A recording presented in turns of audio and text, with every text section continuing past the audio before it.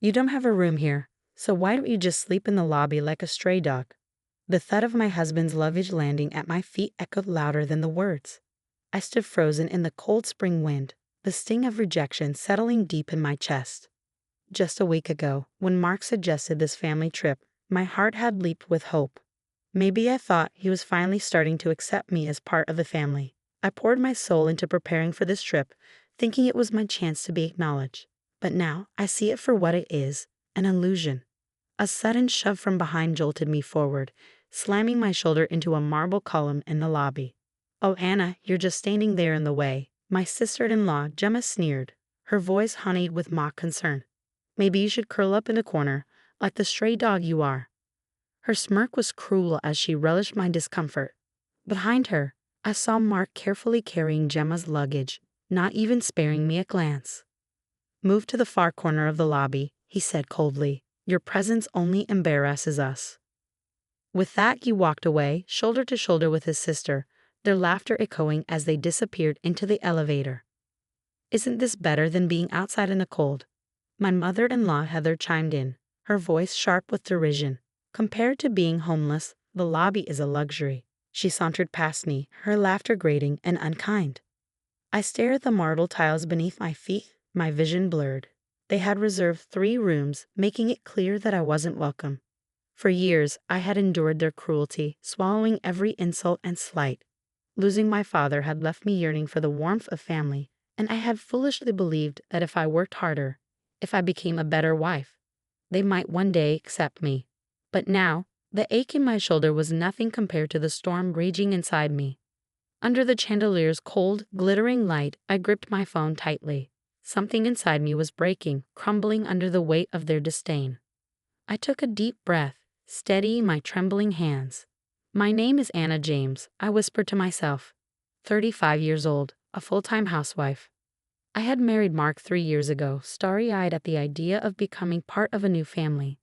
Having grown up with just my mother after my father's passing, I had always cherished the dream of family bonds.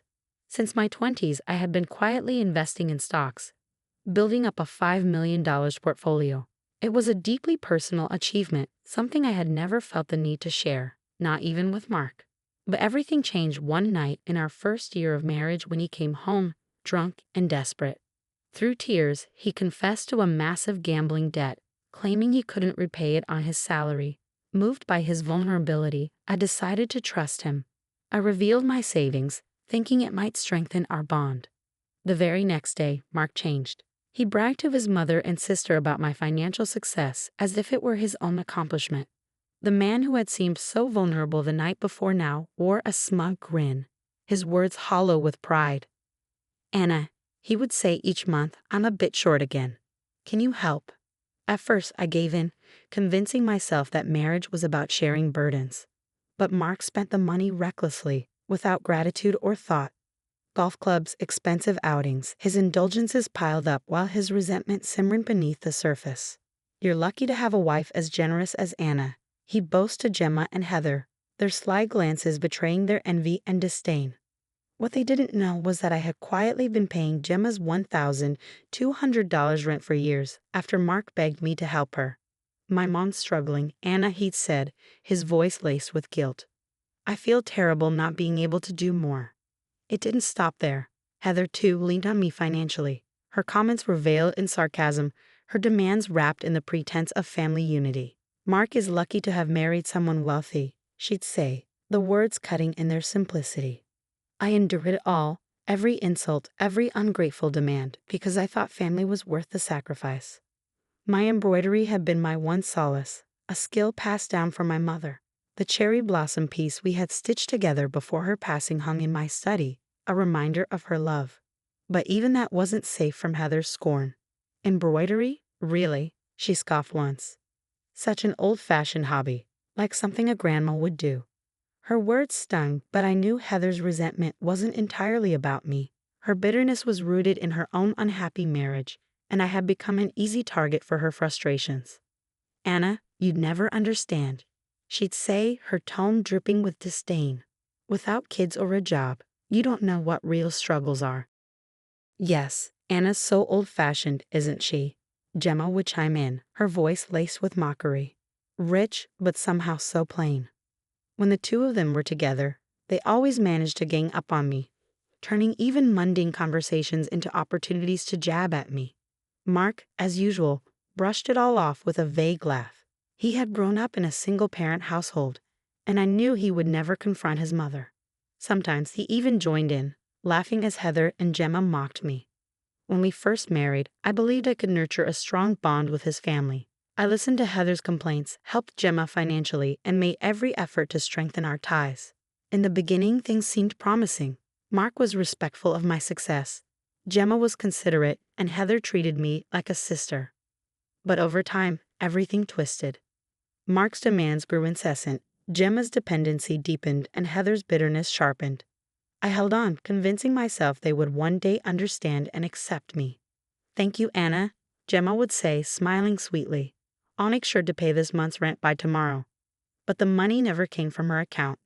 Month after month, I deposited $1,200 directly to her landlord to keep her from losing her apartment. "Mom, are you sure you've handled the rent?" I overheard Mark asking Heather once. "Oh, I'm managing just fine," she replied breezily. "I never want my son to worry about me." Her words stung, knowing full well that she relied on me financially while pretending otherwise. I could never bring myself to tell Mark the truth. The weight of their expectations hollowed me out. Mark's obliviousness, his mother's manipulation, and his sister's malice began to wear me down. Embroidery became my escape. With every stitch, I felt a connection to my late mother, as though her spirit sat beside me, guiding my hands. It was a fleeting but precious comfort. But even that refuge wasn't safe from intrusion.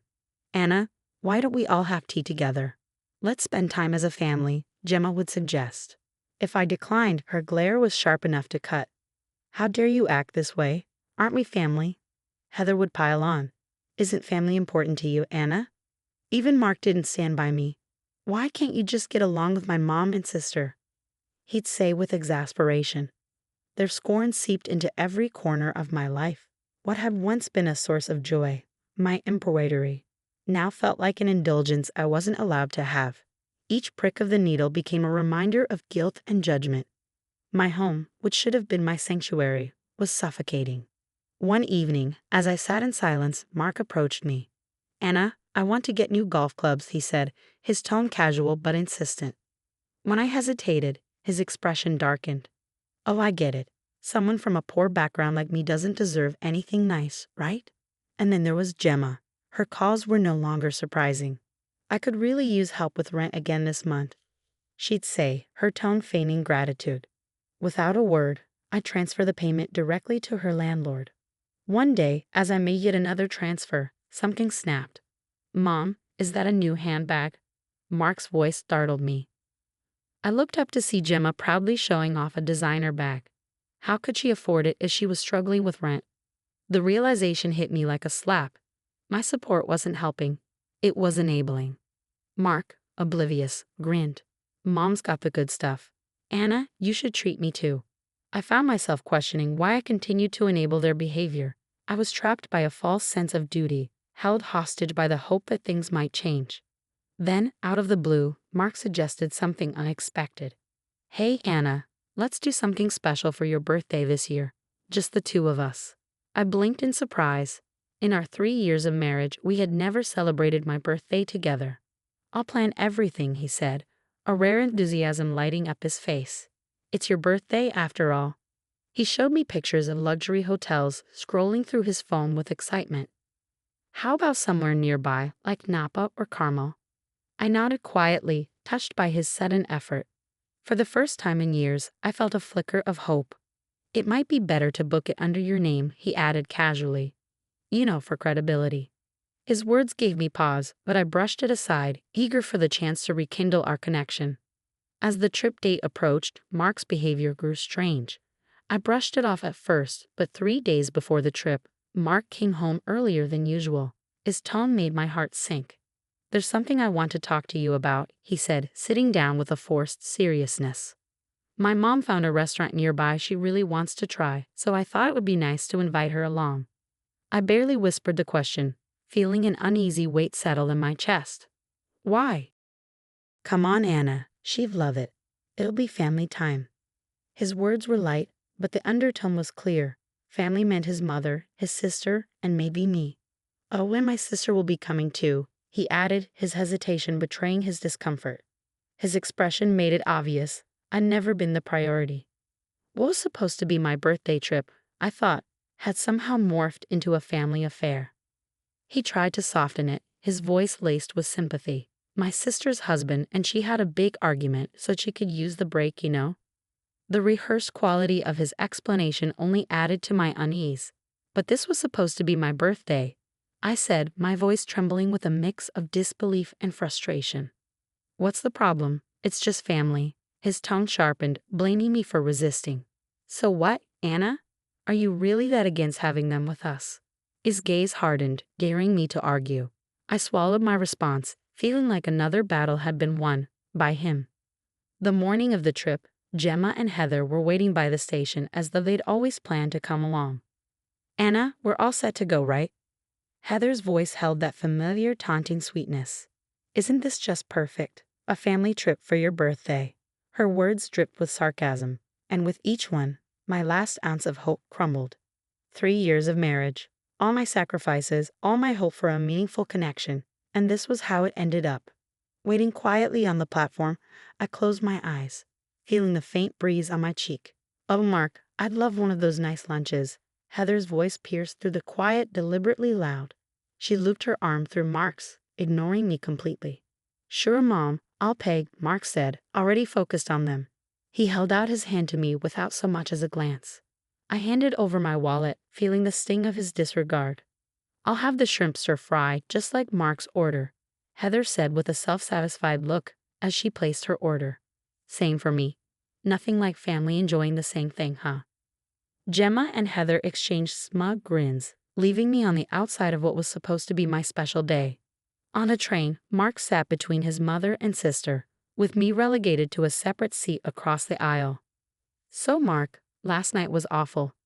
My husband, well, you know how he is, Gemma complained, her voice cutting through the air. I sat quietly, the weight of their words pressing down on me. And Anna, without kids or a career, you wouldn't understand what I go through. True. Anna's got it easy, doesn't she? They both laughed, and Mark gave a small chuckle, as though it was all harmless. By the time we reached the hotel, they had shattered any illusion of a warm birthday celebration. Hello, Mr. James, your reservation includes 2 rooms, the receptionist said. Mark turned to me, a smug smile curling on his lips. Oh, Anna, I only booked 2 rooms. Mom and I will share one, and my sister has her own. Where am I supposed to stay? I asked, trying to keep my voice steady. There's enough room for you. But hey, the lobby has some comfy couches. Lucky you, right? He grinned, his words dripping with insincerity. Gemma and Heather laughed openly, not even trying to hide their satisfaction. Look on the bright side, Anna. Better here than outside in the cold like some stray dog, Heather mocked. Mark grabbed my wallet again, extracting a few bills. Don't worry, Anna. We'll grab some drinks in your honor. Without a second glance, he walked off with his mother and sister, leaving me standing alone in the lobby. As they left, a strange calm settled over me. It was a turning point. I took out my phone and sent a quick message to a contact. Is there anything we can help with, Miss James? Yes, actually, I responded, a faint smile tugging at my lips. I spoke to the owner, and he assured me I'd be well accommodated. The hotel staff's demeanor changed instantly, recognizing the hotel owner's name. We're terribly sorry, Miss James. Let me alert the manager immediately. I watched as they scrambled to assist me, finally feeling a hint of satisfaction as they upgraded me to the presidential suite. A private dinner was arranged, and I was treated like the only guest that mattered. By the time Mark and his family realized where I was already enjoying a gourmet meal alone in quiet luxury. Mark sent panicked texts, but I ignored them. His growing frustration added to my quiet triumph. For once, I enjoyed my birthday free from their scrutiny, knowing this was the beginning of my freedom. The next morning, I left the hotel as quietly as I had arrived, having settled everything on Mark's credit card. It was time to take my life back, leaving them to deal with their own pettiness. The staff's polite smiles as I departed made me feel more supported than my own family ever had. On the train back, I turned off my phone, not wanting to be disturbed by the inevitable frenzy awaiting them at the hotel. A few hours later, Mark and his family were in a panic. "This has to be a mistake. Just wait a minute." Mark's face went pale as the front desk explained the charges. His realization dawned. His card had maxed out. What kind of woman would do this to her husband? Heather screeched. "She's just shameless. How could she leave us here with this bill?" The hotel staff calmly informed them that they'd be allowed to settle the bill later, a courtesy thanks to my connections. But they had no idea how badly this would impact their social standing. When I returned home, the house was silent. But for the first time in years, I felt at peace. I opened the curtains to let in the fresh spring sunlight and sat down, breathing deeply, feeling a sense of relief. An hour later, the front door slammed open, followed by Mark's furious voice. "Anna, what the hell were you thinking?" he demanded, his anger palpable. His mother's high-pitched voice joined in, followed by Gemma's sneering remarks. They raised their voices, trying to humiliate me into submission. I watched them silently, my expression unreadable. "Why don't we continue this discussion outside?" I suggested calmly, catching them off guard. "You wouldn't want the neighbors to hear, would you?" They paused, realizing the implications of what I'd said. I walked them out, finally ready to confront everything they'd hidden for so long. "By the way," I said, my voice steady, "here's the truth about the support I've given your mother these past years." Mark's expression shifted as I explained how I'd quietly covered Heather's rent for 3 years. "That arrangement is over." Heather's face went pale, her earlier arrogance replaced by desperation. "But Anna, please, you can't just stop like this," she pleaded. "I can, and I already have," I replied coolly. I informed Gemma that her petty posts about me had been well documented and were now shared with her husband, who was already filing for divorce. One by one, they began to understand the weight of their actions and how their dependency on me had led them to this point. A few weeks later, Mark came by to collect the rest of his things.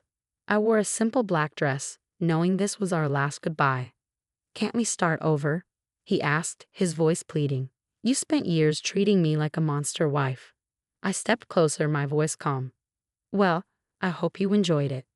There's no need for me to act like the villain anymore. This is the end."